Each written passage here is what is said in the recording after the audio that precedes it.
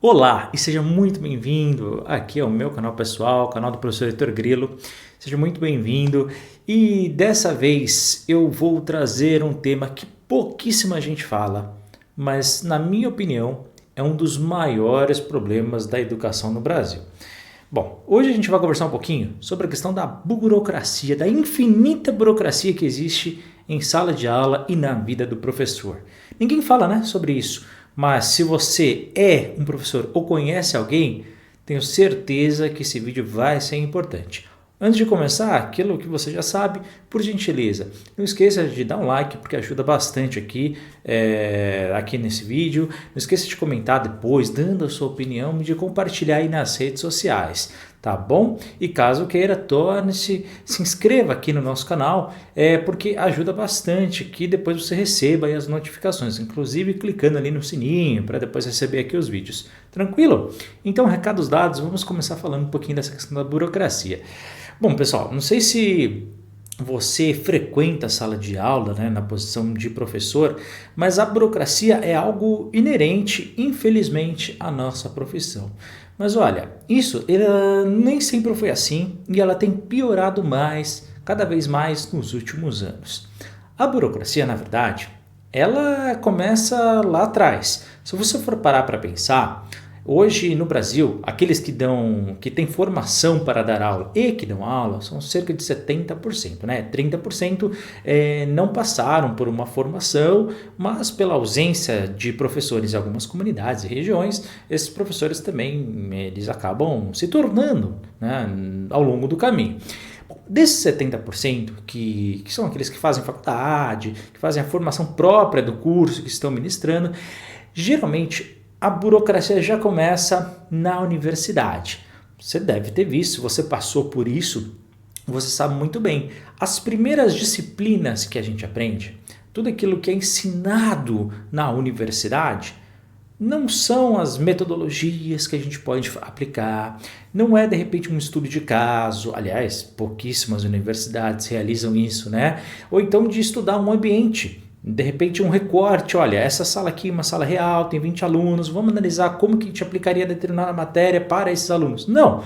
Quais são as primeiras disciplinas que a gente aprende? Geralmente são aquelas ligadas a questões burocráticas. Olha, quando você for professor, você vai ter que seguir o plano XYZ, você vai ter que seguir começam as siglas. E aí, cada sigla, dependendo de quando você estivesse vendo esse vídeo, pode ser que ela seja diferente, tá? Mas você sabe, tem o BNCC, você tem o Plano Nacional, você tem diversas siglas que a gente vai seguindo. Os municípios, os estados têm siglas próprias e você sempre aprende diferentes coisas que você tem que fazer. Olha, quando você for dar aula, tem que seguir aquele plano. Quando você for ministrar, você tem que seguir determinadas aulas. Então, isso começa lá de trás. E tanto é verdade que a gente tem uma preocupação em cada vez mais engessar o professor naquilo que ele tem que fazer. Isso, pessoal, de maneira ampla. Quando a gente entra na realidade, você sabe muito bem que é mais ainda. Por exemplo, um professor hoje, vamos falar do professor, eu já trabalhei nas duas frentes, tanto público quanto privada, então posso falar um pouquinho da minha experiência e daquilo que eu vejo.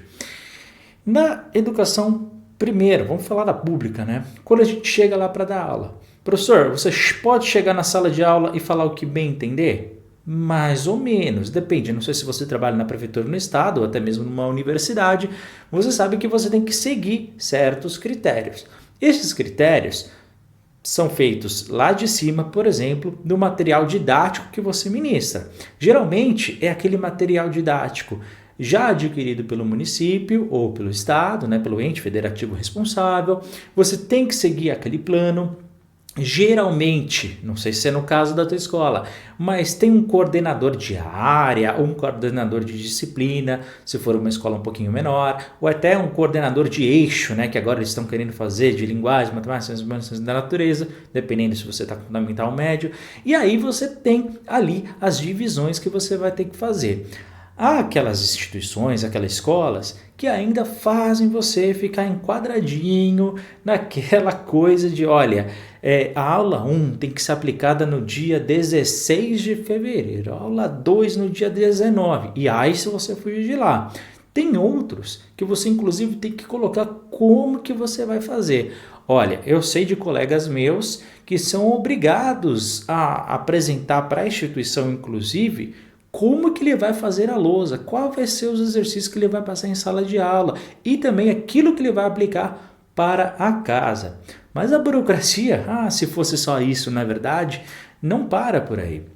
Olha, eu já contei aqui no canal uma experiência uma vez que eu estava dando uma aula, pessoal, era concursado, tá? De uma escola aí conhecida, de São Paulo. A diretora, no meu primeiro dia de aula, ela entrou no meio da sala de aula, falando, pessoal, eu estava 10 minutos dando aula, 10 minutos. A pessoa entrou, professor, você comprou o seu diploma onde? Primeira fala, não conhecia a diretora. Aí aquela coisa, quem que é a senhora? Aquela coisa, não, sou a diretora dessa escola. Olha, aqui só funciona o seguinte, não interessa o que você passe para os alunos, mas aula boa é aquela que tem lousa feita e tem que ser preenchida ao máximo.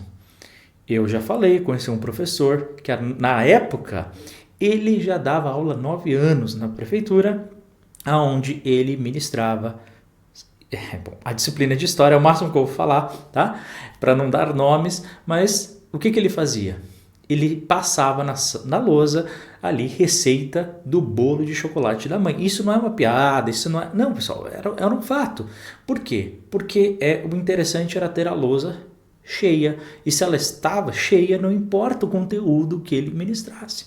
Então, a burocracia ela começa aí, onde aquilo que a gente faz é mais importante do que o como ou o conteúdo em si daquilo que a gente está fazendo. Então, a burocracia começa daquelas ideias tradicionais que a gente tem na nossa mente e a gente fica propagando. Então, essa diretora, por exemplo, nesse caso, ela fazia coisas bem piores, tá? Isso não é nem a sombra do que acontecia. Mas, por exemplo, aquele professor que fazia aquilo, a receita do bolo de chocolate, para ela era o melhor professor de todos. Né? Por quê? Porque a lousa estava cheia, não importa o conteúdo, não importa o que seja, importante é que esteja ali, que os alunos finjam que estejam aprendendo alguma coisa. Por quê? Porque eles eram inclusive obrigados a anotar aquela receita em toda a santa aula de história. Por quê?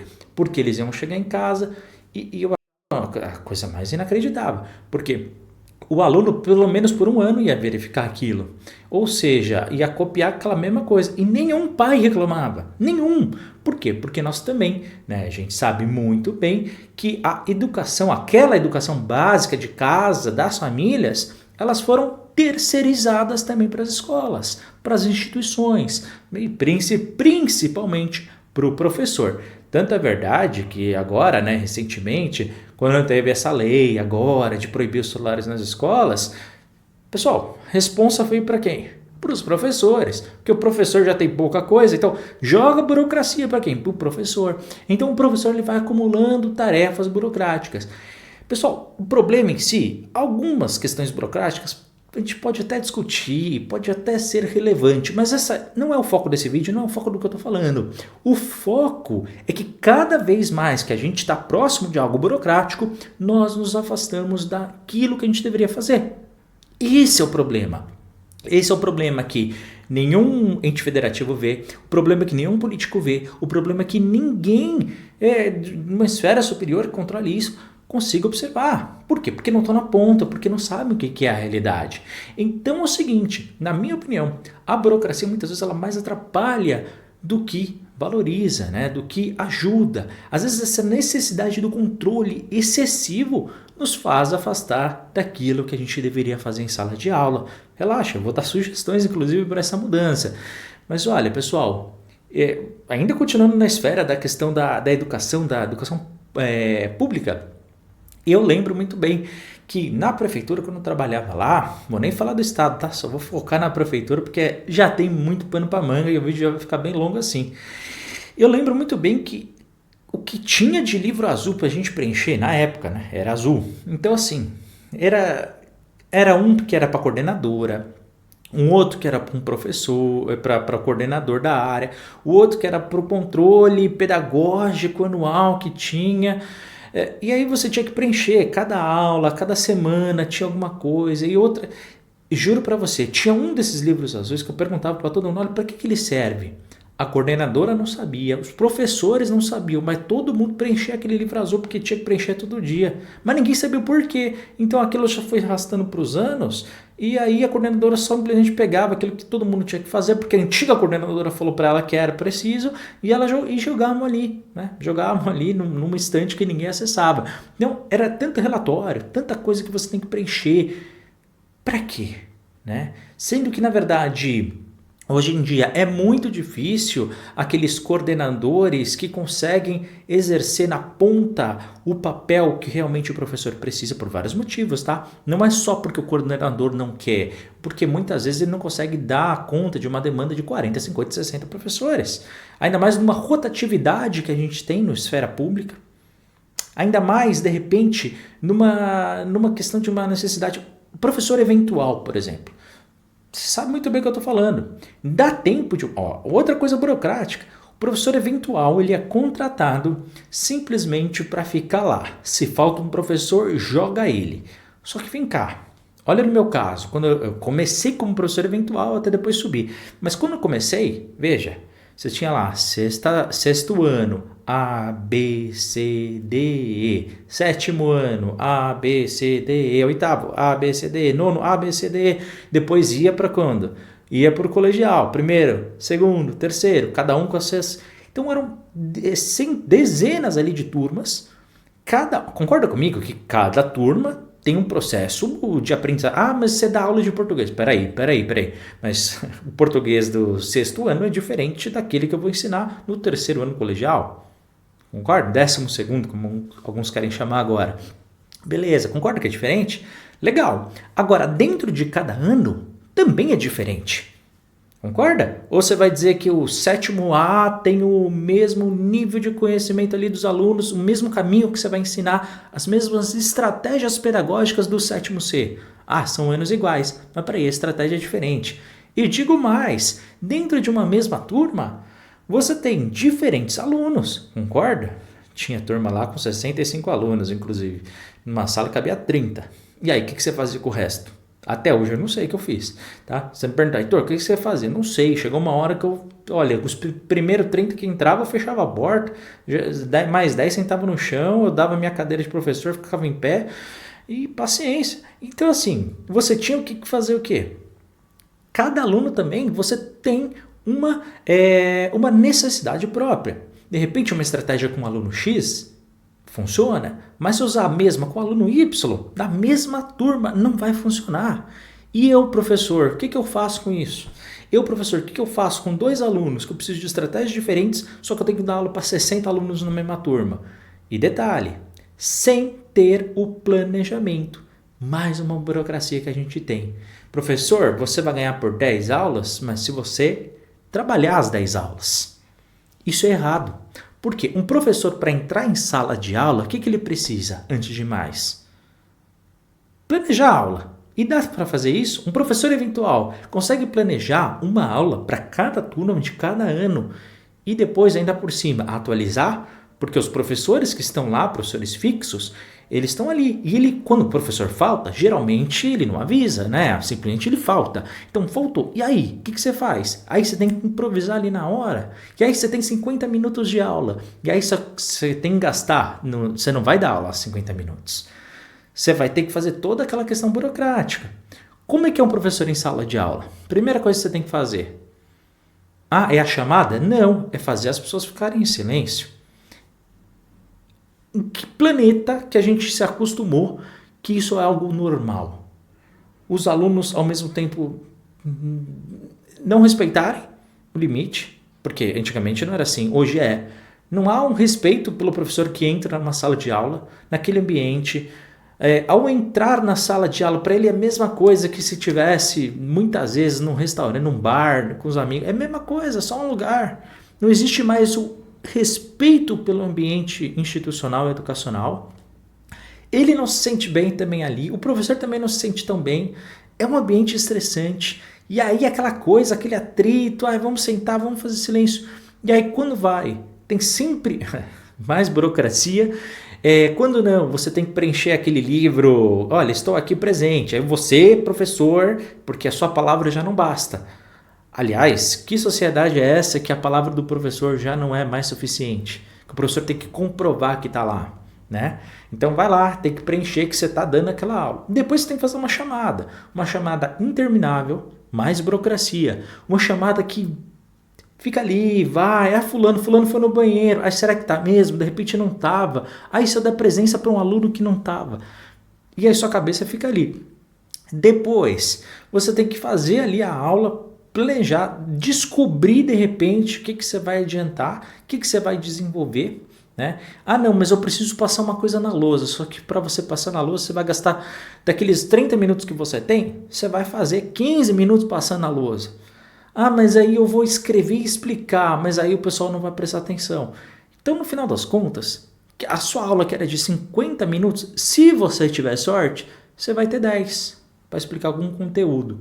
Mas se alguém tiver dúvida, e se de repente aquilo não for bem explicado, ou se durante a tua explicação você perceber que você tem que mudar a estratégia, ou se não dá tempo de 10 minutos de você explicar o que você precisa, o que você faz? Ah não, na próxima aula continua. Não continua, porque o material te obriga a fazer na próxima aula um outro conteúdo. E aí o que acontece? Acontece que no ano seguinte, quando aquele aluno rever aquela matéria, ele não vai lembrar. No outro ano, quando ele rever de novo aquela matéria, ele também não vai lembrar. E aí você fingiu que dá aula, o aluno fingiu que aprendeu e mais uma vez a educação continua nesse processo. Então a burocracia ela vai até aí, pessoal. Fora que eu não falei de outros fenômenos. Por exemplo, quando você chega numa sala na escola para dar aula, você tem que comprovar que você está lá, né? Só falta o quê? Sinal de fumaça e jogar um pombo correio, né? Para todo mundo te ver. Porque você precisa falar que está lá, né? Porque você precisa comprovar. E no horário certo, porque se você atrasar 5 minutos, o professor é cobrado. Oi, que inversão de valores é essa? Que inversão é isso? Né? Onde você, além de ser maltratado como professor, não é respeitado, ainda assim tem que implorar que está ali. E aí, o ambiente fica tão estressante, eu posso te garantir, de todo o tempo que eu dei aula, nunca vi um dia que não tenha um professor que não tenha reclamado e que esteja 100% sã. No sentido de que todo mundo que está ali está bem, está feliz, está com sã consciência do que está fazendo, está alegre, está feliz. Sempre tem alguém que está estressado, sempre tem alguém que... Olha, você já viu o professor se esconder no banheiro para não dar aula? Dependendo daquela turma que o pessoal não gosta muito. Você já viu isso? Ou isso só acontecia comigo e com os outros professores todos que eu conheço? Provavelmente com você também. Sempre tem aquele professor que, posso faltar 25% no meu município, eu vou até os 24,99% de falta possível, para não ter que perder. Ou alguns que pode perder mais 25% com desconto, então ele gasta os 50% mesmo, não está nem aí, mesmo ganhando menos, mas pelo menos ganha uma coisa. Ele já conta com o salário ganhando menos, porque ele não aguenta mais da aula, mas ele precisa daquele salário e é aquilo que ele precisa para a vida. E aí, para aquilo que interessa, a burocracia não funciona. Por exemplo, para a valorização profissional. Quanto que um professor pode subir na carreira? Tem alguma coisa que ele ganha ao longo do tempo? Depois de 2 anos, 3 anos, 4 anos, 5 anos, vai ganhar R$10 de aumento. É isso que a gente faz? Por causa de algum valor que a gente tem que ficar cobrando? Fora que eu queria reforçar algo que eu acho que eu não falei muito aqui, mas é muito importante falar. A questão do planejamento da aula. Isso não é bobagem. Na minha modesta opinião, sabe o que deveria fazer? O professor devia, ele vai ganhar por 10 aulas, mas na sala de aula ele só vai estar em 5. 50% do tempo dele, sabe o que ele tem que fazer? Planejar, se isolar, ficar no mundo dele. E não precisa comprovar nada, professor, porque chega de burocracia. Vai fazer mais relatório ainda para comprovar que você está pensando na aula? Não, pelo amor de Deus. Quer ficar em casa, fica. Quer ficar em algum lugar refletindo, fica. Quiser fazer nada, não faz. Mas o professor, ele tinha que ganhar metade do tempo dele apenas planejando. E é pouco, tá? Se você for parar para pensar, como é que você vai pensar em cada aluno, desenvolver cada aluno, sabe? E outra coisa, já que a gente falou nisso, eu falei dos 65 alunos da turma, já aproveita que já que estamos falando, por que não limitam, como a lei federal, o limite de alunos numa sala de aula? Heitor, mas aí vai ter aluno porque não vai ter escola. O problema não é do professor, o problema é de qualquer um. O problema é de deputado, de governador, de prefeito, de qualquer ente político. Mas não é do professor. Por que a bucha tem que ser para ele? Por que ele que tem que ficar sendo responsável? Ah, não. Joga lá com ele 60 alunos naquela turma lá, ele que se vira. Pô, e a saúde mental do professor? A saúde física? E a voz dele? Como é que você controla? Fora de tudo isso que a gente está vendo, né? Fora que eu nem vou falar, né? Ah, mas o aluno vai ficar em sala de aula, coitadinho. Ué, é preferível ter 20 alunos na sala de aula e tratar eles muito bem do que eu ter os 60 e enganar todo mundo. Porque isso a gente está enganando a nós, como professores, está enganando a instituição, a gente está enganando a sociedade. A gente continua... E olha os índices educacionais do Brasil, um dos piores do mundo. Um dos piores do mundo. E um dos problemas também passa por isso. Passa pela questão de não cabe mais. Ah, mas e aí o que a gente faz? Construam escolas novas, façam turmas em outros horários, contratem mais professores, façam uma nova escola, se vira. Mas o problema não é do professor, é de qualquer um. Mas não é do professor. Por que de repente não coloca alguns? Ah, mas é proibido ter aula em casa. Mas por quê? É melhor você ter um aluno sobrecarregado junto com 60 outros numa sala onde ele nunca vai ter uma dúvida respondida, onde ele nunca vai ter uma aula de qualidade, do que ter aula de repente em casa? Ou ter uma aula online? Ah, não pode ter uma educação online. Sério mesmo que na casa dele vai ser tão pior do que uma aula assim, num presencial? Pelo amor de Deus. Fora que eu nem vou falar do ambiente escolar, né? Porque hoje o tema é na questão da burocracia. Então, a burocracia ela tem ganhado cada vez mais. Então, e na escola particular? Na escola particular, você sabe muito bem também como é que funciona. Inclusive, tem muitas... Como é que eu falo isso sem dar nome, né? Mas assim, tem muita instituição grande, né, que você sabe muito bem, que inclusive tem o mesmo nome para universidades, para vestibulares, enfim, tem muitas. Tá? Inclusive estou pensando aqui em algumas enquanto eu falo, que realmente você tem inclusive aquilo que o professor tem que falar por minuto da aula. Se você olhar o material, se você tiver acesso, eu já vi muitas vezes isso. Né? Já tive professores que mostraram, nossa, no minuto 3 eu tenho que fazer essa piada. É isso que se transformou? É porque para isso não precisa mais do professor. Você coloca um robô, uma inteligência artificial, faz qualquer outra coisa, mas para quê? E aí depois não entendem por que o professor está saindo da sala de aula, por que ninguém mais quer dar aula, porque está todo mundo impaciente, porque você fica sobrecarregando com essas burocracias. E aí vem sempre aquela pressão de cima, né? Dos pais falando, olha, por que eu não tenho... meus alunos não têm lição de casa, por que não tem mais conteúdo? Porque não dá, porque não tem tempo, porque está todo mundo sobrecarregado, porque além do seu filho tem outros 1 bilhão que a gente tem que dar conta, e não dá para fazer isso, porque a burocracia suga todo mundo.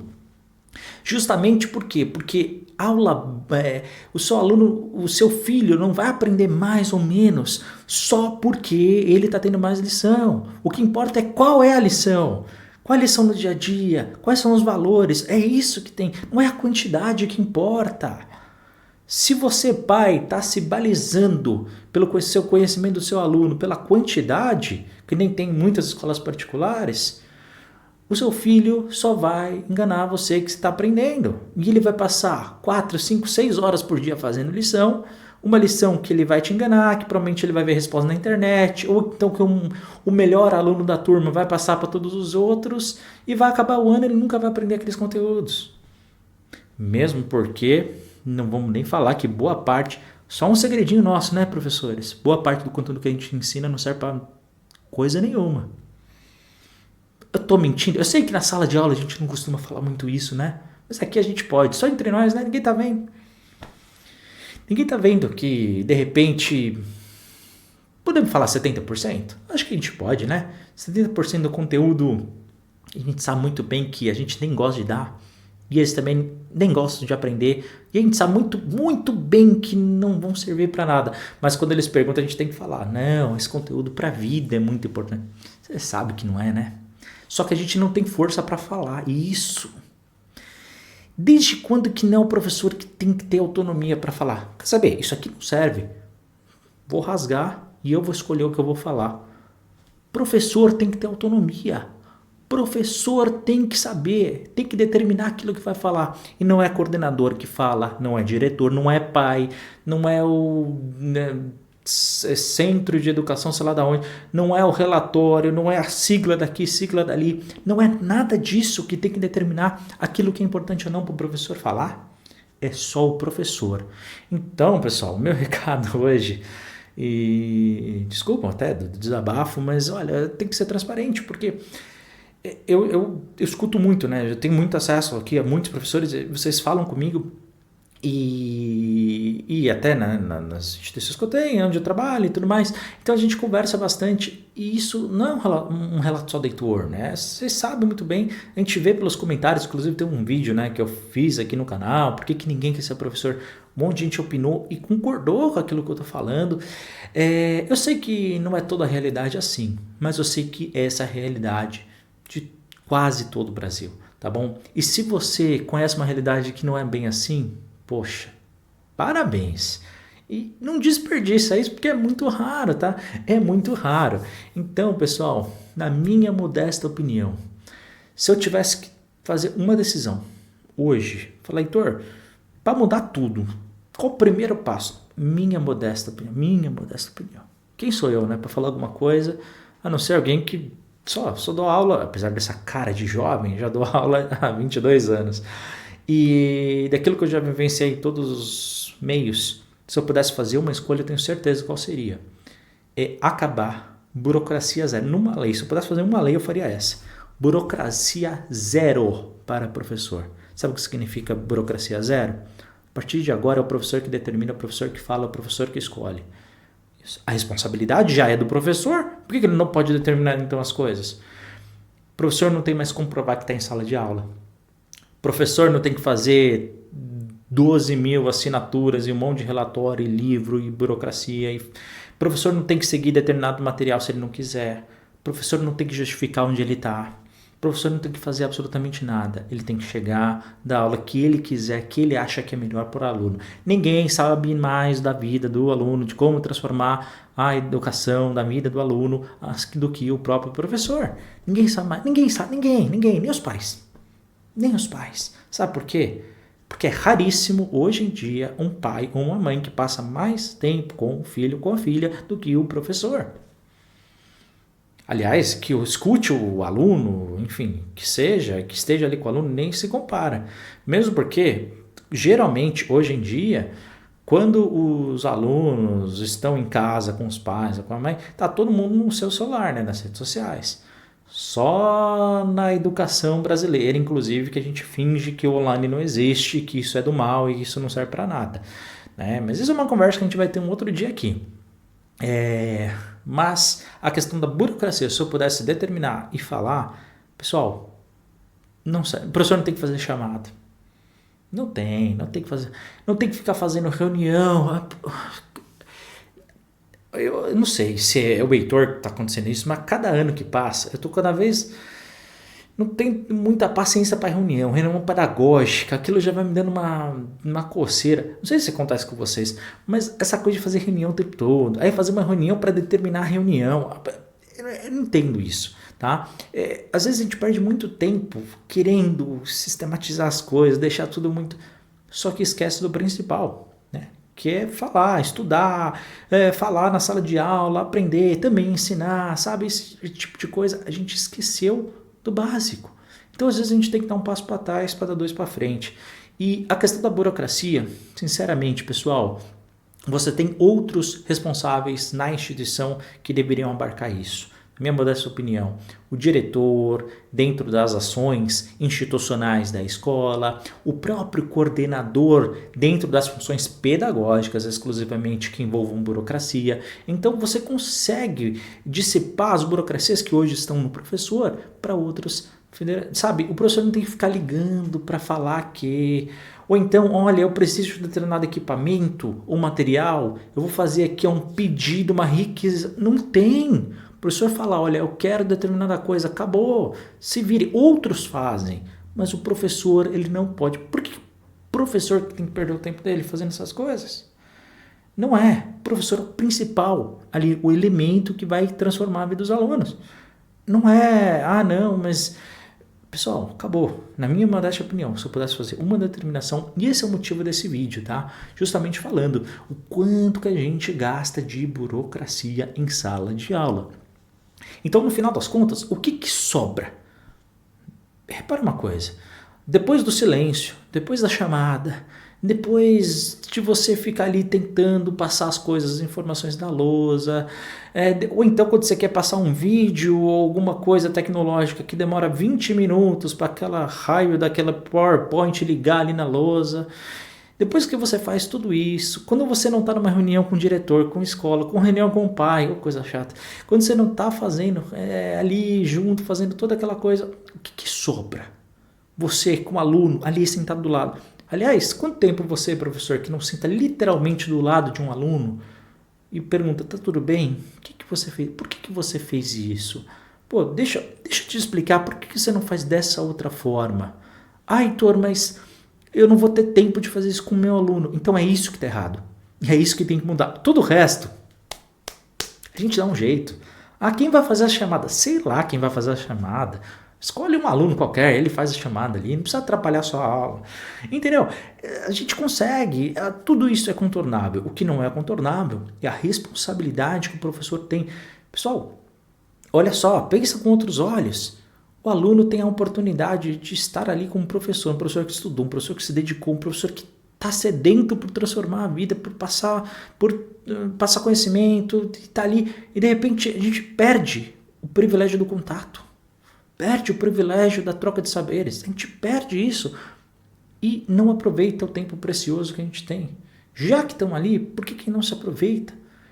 Porque a gente está gastando tempo com outras coisas, e essas outras coisas a gente pode resumir tudo na questão burocrática, que foi se acumulando ao longo dos anos, ao longo das décadas, desde a época, na verdade, eu já fiz vídeo aqui no canal, tem até um curso, né, que eu falo, justamente isso, onde desde o processo da educação dos jesuítas até hoje, a gente segue um pouquinho desse modelo. Então está na hora da gente parar de perder tempo com besteira. A gente tem que reformular a educação, a gente tem que mudar isso. Dá. Eu sei que hoje a gente olhando, nós professores, a maioria está esperançoso. Os novos que estão chegando já chegam meio com medo ali, meio receosos.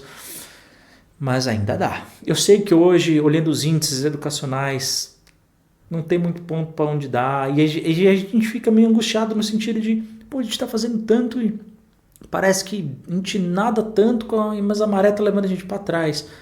Porque não é o nosso esforço como professores, são outras ações. Tá? A gente podia fazer menos esforço e ter um resultado muito melhor. Mas isso tem que partir das políticas públicas. E na minha opinião, a primeira medida que tem que ser é burocracia zero para o professor. Eu desafio você acha que não?